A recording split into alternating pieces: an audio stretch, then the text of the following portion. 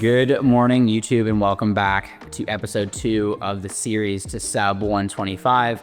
Race day is approaching. It is the 29th of January now. Race day is on February 15th, so we're kind of putting the finishing touches on this prep, and I'm going to take you guys along for the workout today and just go over kind of my approach, the type of runs I've been hitting, as well as the shoes I've been wearing and all sorts of fun stuff. So like I said, we have a speed workout on tap for today. Is a negative 25 degrees in Canada. So basically all my work has been indoors, which is making me kind of nervous because running on a treadmill is one thing, but translating that to the road is a different thing. So interested to see how it all comes together, but we're optimistic. We've been hitting the paces. As a bigger dude with some extra muscle mass, it has been challenging, but I think the fitness is trending in the right direction. So before we hop on the treadmill, I'll give you guys a quick breakdown and some insight into like what I've been doing in terms of my runs. So hitting 4 runs a week.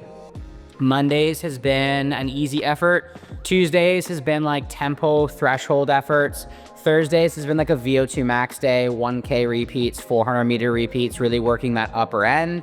And then Saturdays has been my long run. Some key sessions I've just passed.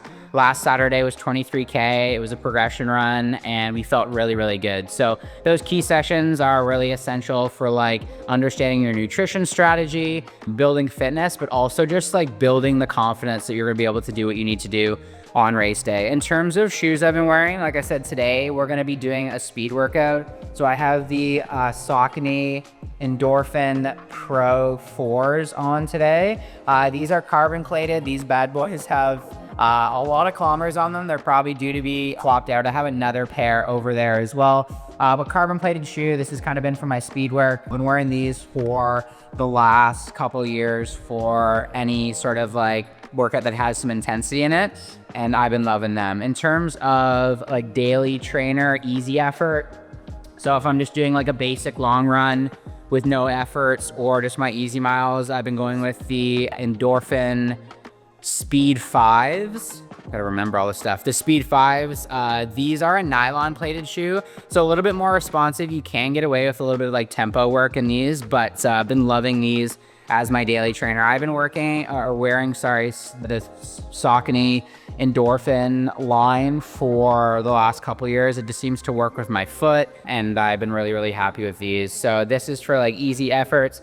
And then I actually haven't even worn these or raced them, but these are the Saucony Elite 2s, I believe.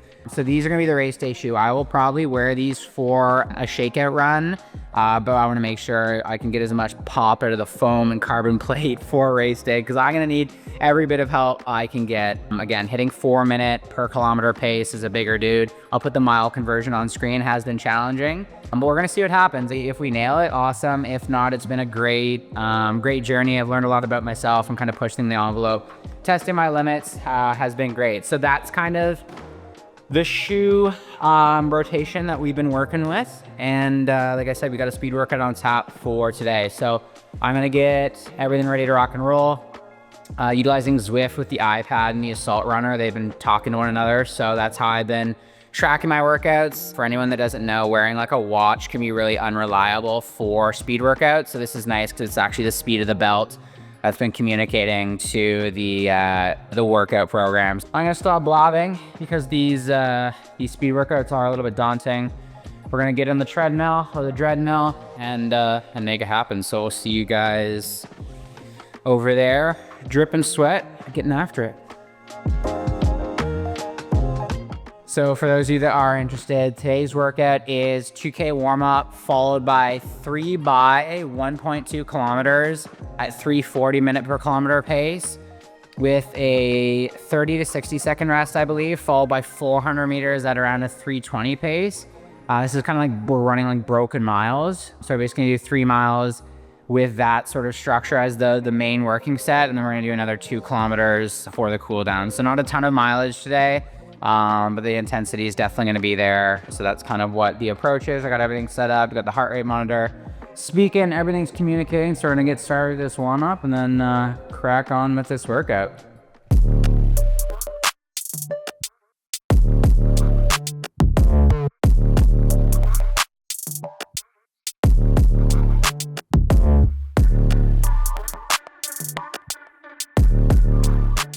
So warm up complete, 90 seconds before the first interval. So again, shooting for 1.2K around a 340 to 350 pace. So you fall by 120 seconds actually of rest, and then we're gonna go into 400 meters at around like a 320 pace. So probably shooting for around anywhere from 75 to 85 seconds on the 400s. So body's warmed up, muscles are warmed up, heart rate's elevated, respiratory rate's elevated, body's primed again in the first interval. And man, I freaking dread these workouts, but I'm gonna be happy I did it. I know I've been doing a lot of intensity. This is the yesterday. Last week was the biggest week, and definitely feeling some stuff in my hips, again, especially as a big dude, but we're gonna power through. Hitting building fitness, especially at this level, is always about riding that razor's edge. So we're gonna hop back on and get cracking for intervals number 1. I never let nobody with no motion try to hold me. I'm an OG, and that's the old me. The way I'm sitting nowadays, the money stay 9 ways. I'm sipping on a latte, why they all call me. So I'll do them like a threshold session, you guys, where you're basically sitting at your lactate threshold and trying to train your body to like shuttle lactate and recover at a higher effort. VO2 is a little bit different. VO2 is about like getting super, super high, really pushing that ceiling, and then recovering so we can give you a big effort again. So it's less about maintaining a certain pace and more about pushing the pace so you can build fitness. So that's why we're following this with like a big long rest period of a minute and 20 seconds. 3, 6, 9, 12. 3, 6, 9, 12, which is 2 minutes, AJ. 6 times 2 is 12. So we're about a minute and 6 seconds into the recovery period.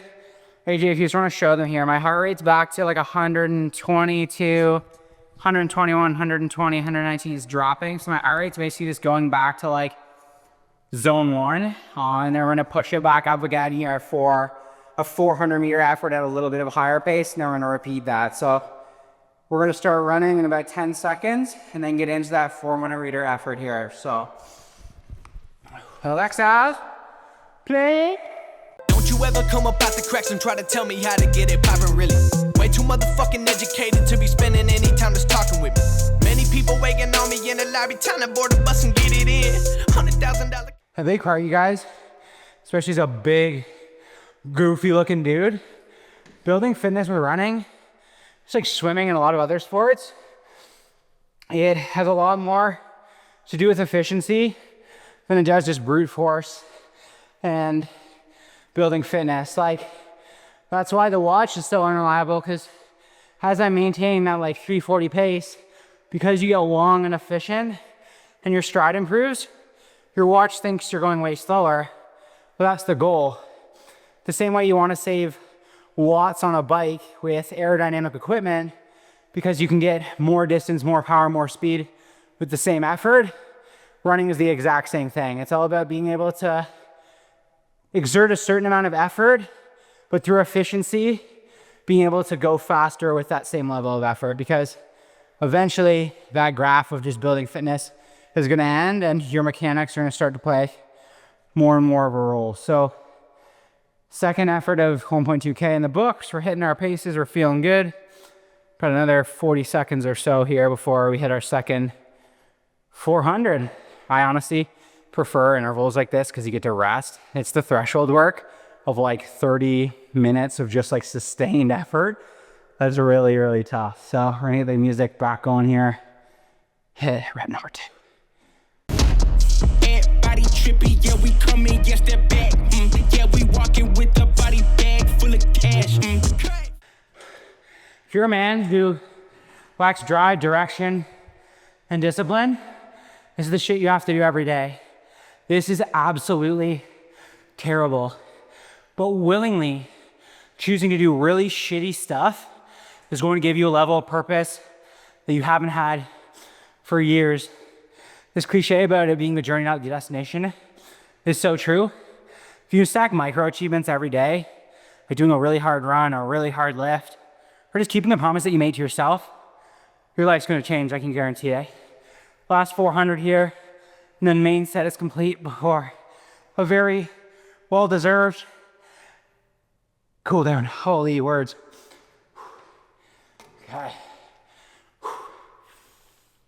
It goes on, switch it up, I'm in my reverie, solo in my energy, sensing all your jealousy, take it. I don't care enough, I let it be, nothing off my memories. If I ever hit it ice, I'ma do my thing. That's a special kind of torture. If you don't have a feeling of like hard workout, lactic acid buildup, there's no version of suffering like that, whether it's on a treadmill or on a bike. Doing those like top end intervals is absolutely deadly. And this is a common misconception that we all need to squash right away.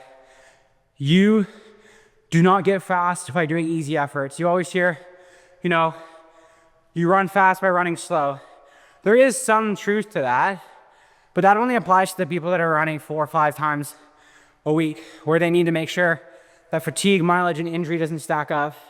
If you're only running 2 or 3 times a week, you need to be doing intervals like 33, 50% of the time.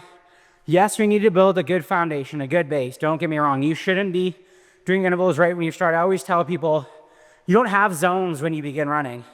It's rest to I'm gonna shit my pants. Like those are your zones. But once you build a good foundation, then you have to start incorporating some speed work. And the only way to get faster is by, yes, doing easy efforts, but your hard efforts should be like vision narrowing, I wanna puke. That is how you build fitness. That's one of the uncomfortable realities that people don't wanna accept of like, it would be amazing if I only ever ran my easy recovery pace and I could expect to, you know, hold 4 minutes for 21.1 kilometers. But unfortunately, that's not the case. Comparison is the thief of joy. Don't be looking at the person that's doing better than you. Don't be looking at the Olympic, you know, qualifying marathoner. Stay in your lane, get 1% better each and every day, and fall in love with running. Because I can tell you, not only for building fitness as a firefighter, but for the mindset, the mental health, the moving meditation that running provides, that's why I've fallen in love with running, and running has changed my life.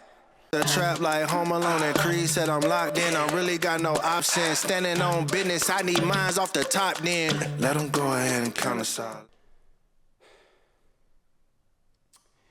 And just like that, we are done. So I'm gonna show you guys quickly kind of my approach to a little stretch after. I think like dynamic movement is what we want pre-run, but doing some more static stretching is something that we can do post-run. So I'll show you a couple kind of staples that I utilize. And if you guys are interested, I actually have like a 6-minute masterclass video on mobility that I can drop in the description if you'd like to check that out, because we know that aches, pains, and stiffness is definitely a common theme in our world. So I'll drop it in the description for you guys. It's absolutely free if you'd like, but I'll show you utilizing a bench.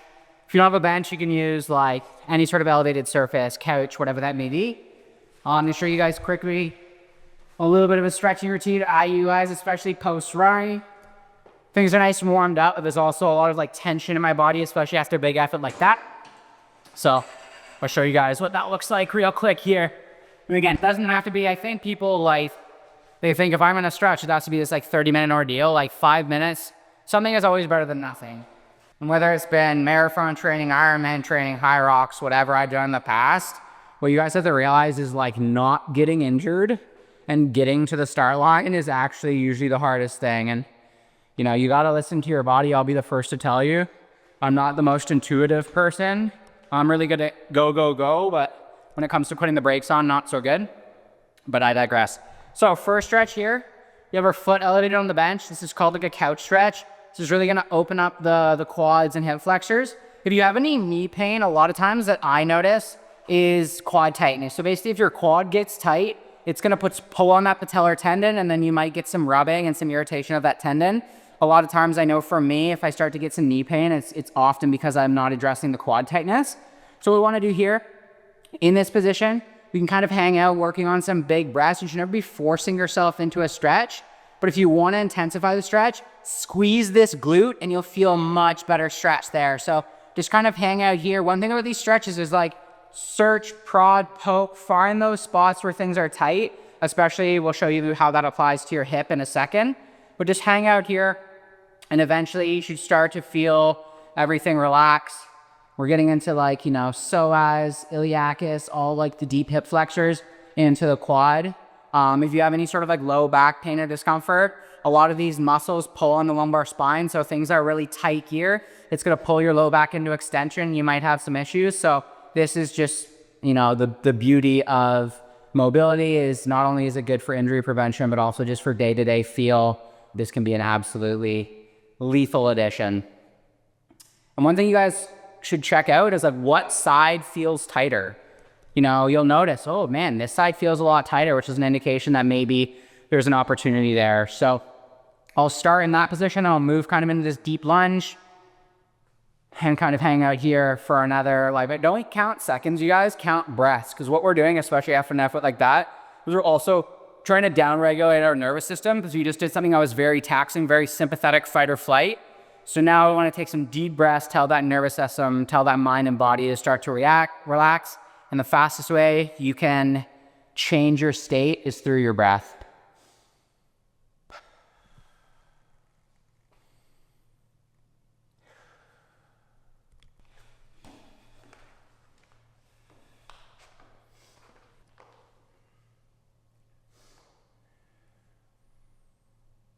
All right, you guys, next thing we're gonna do is like an elevated pigeon stretch. This is amazing, especially with an adjustable bench. So you guys, especially guys like me that maybe used to play hockey or sports that really tighten your hips up, trying to get into a traditional pigeon stretch might be really hard for you guys. So the nice part about the elevating pigeon is you can progress and regress it. So like if you have really tight hips, this might be your starting position, because getting your leg flat on the ground like we did there is probably gonna be absolutely impossible. And again, if we're gritting and bearing our way through a stretch, it's not gonna be good. So the nice part of the elevated pigeon, if we can open up the hip, especially after we're nice and warmed up, really open up the hip, create some space in that, you know, hip socket, and we can kind of hang out here. Again, this is where you want to kind of figure out that where's that restriction, kind of hunt for that restriction. If you find a spot that's really tight, hang out there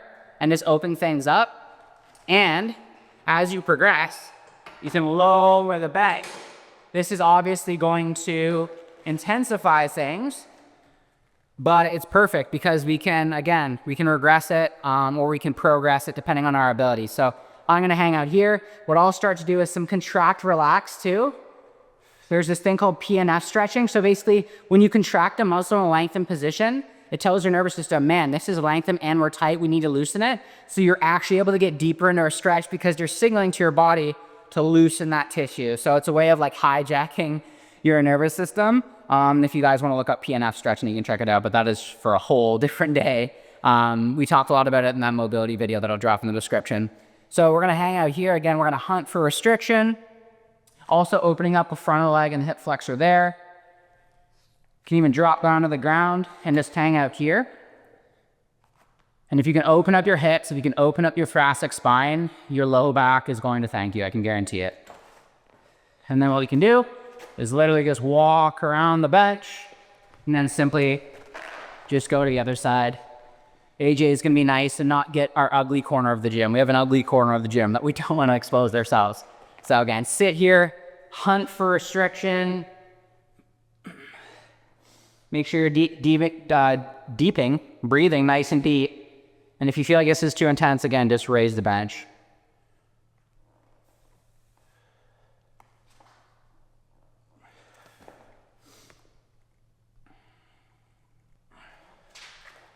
That's all it takes, you guys, like 2 or 3 minutes. The last thing I'll do, I'll lay on the ground.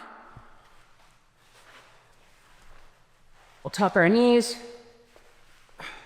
And then we'll just kind of do a little bit of a windshield wiper. And this, I'm gonna show you guys how well I know my body and why fitness and movement allows you to develop a deeper relationship with yourself. So I'm gonna guess when I drop my legs to the ground here, I'm gonna hear a pop in my low back. You ready? There you go. Did we get that?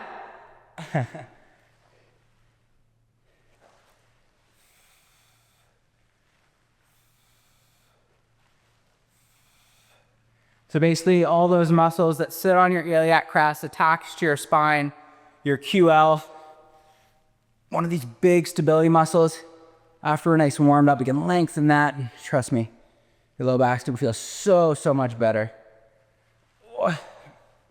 And that is it, you guys. Morning one, hardest part of my day complete. We're gonna take you guys in. We're gonna talk through fueling strategy on race day, because that's a thing that you definitely need to practice. So we're gonna talk about kind of my approach to the morning of, as well as what we're gonna take pre and intra race.